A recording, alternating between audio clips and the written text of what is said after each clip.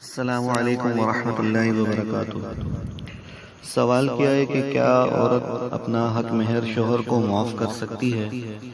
یعنی اس کو یہ اختیار ہے کہ وہ حق مہر معاف کر دے، اور جب وہ معاف کر دے تو کیا شوہر کے لیے اس کا استعمال کرنا درست ہے؟ تو اس کا جواب یہ ہے کہ حق مہر عورت کا شوہر کے ذمہ قرض ہوتا ہے۔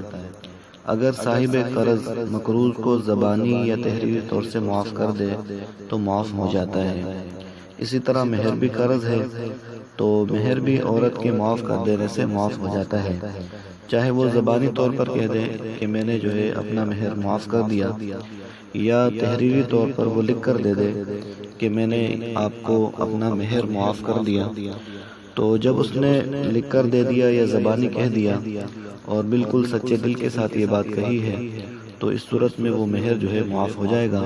شوہر کے لیے اس کا استعمال کرنا بالکل درست ہے۔ السلام علیکم ورحمۃ اللہ وبرکاتہ۔